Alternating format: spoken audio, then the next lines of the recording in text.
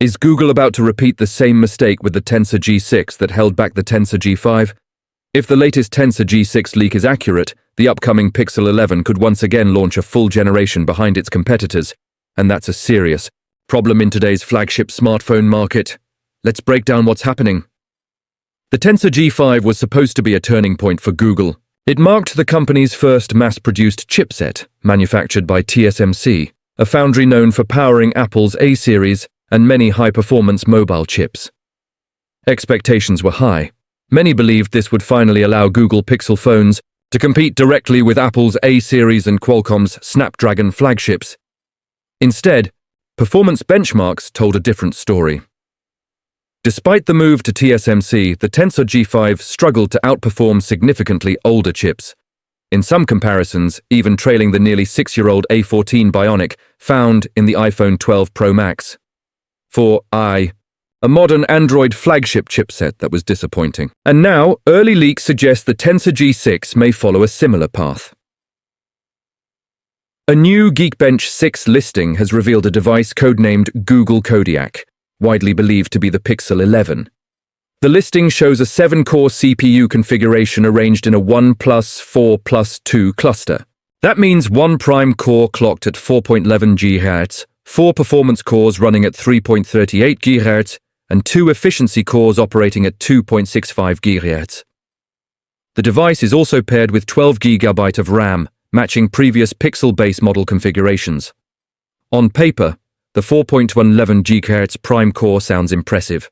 Higher clock speeds could translate into stronger single-core performance, which helps with tasks like app launches, UI responsiveness, and certain AI-driven features. In single-threaded workloads, the Tensor G6 might show measurable gains over its predecessor. But here's the catch. It's only a 7-core CPU. In an era where most flagship smartphone processors feature 8-core configurations, and some even focus heavily on balanced multi-core performance, dropping a core could directly impact multi-core benchmark scores and sustained performance under heavy workloads.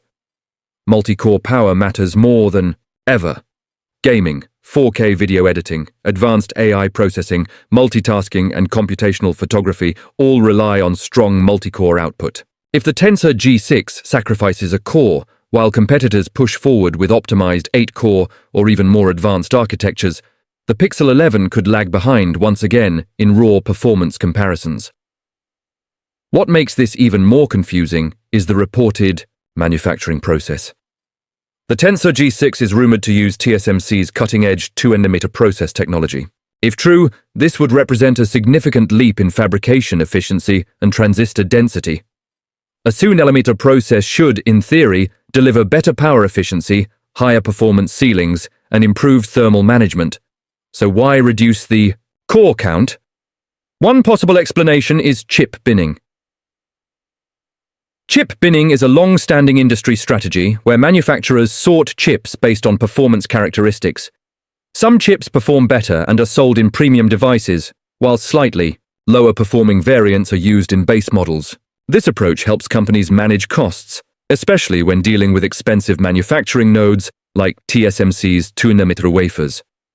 It's possible that the 7-core Tensor G6 is a binned version designed specifically for the base Pixel 11, while higher-end models such as the Pixel 11 Pro, Pixel 11 Pro XL, or Pixel 11 Pro Fold may feature a full 8-core configuration.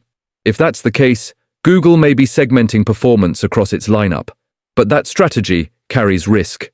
Consumers are increasingly performance-aware. Benchmark scores influence buying decisions, and comparisons with Apple's A-series chips or Qualcomm's Snapdragon flagship processors are inevitable. The Pixel 11 cannot afford to feel underpowered in 2026. Google's strength has always been software, AI features, and computational photography. Tensor chips were designed to prioritize machine learning and on-device AI rather than chasing raw benchmark numbers. Features like real-time translation, advanced photo processing, voice recognition, and smart automation are all powered by Google's custom silicon approach. However, the smartphone market has evolved.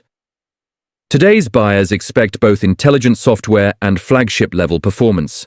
Falling short in CPU multi-core tests while competitors push aggressive performance gains could hurt the Pixel 11's reputation before it even hits store shelves. It's also important to note that early Geekbench 6 leaks don't tell the full story. Pre-production hardware often runs unoptimized firmware, thermal tuning, power management adjustments, and final clock calibrations can significantly affect final benchmark results. Until the Pixel 11 lineup officially launches, these numbers remain preliminary. Still, perception matters. If the Tensor G6 launches with fewer cores and benchmark results that trail Apple's A series or Qualcomm's latest Snapdragon Elite chips, critics will quickly label it another missed opportunity. After the mixed reception of the Tensor G5, Google needs a clear win, not another debate about being good enough. The move to TSMC's 2nm process should have been the moment Google closed the performance gap. Instead, early leaks suggest the company may still be prioritizing cost control and AI specialization over raw processing dominance. For Pixel fans and Android enthusiasts, the big question remains: will the Tensor G6 finally deliver true flagship performance, or will the Pixel 11 once again rely on software strengths to compensate for hardware compromises? As more benchmark data and official details emerge, we'll get a clearer picture of whether Google has learned from the Tensor G5 experience, or if history is about to repeat itself with the Pixel 11.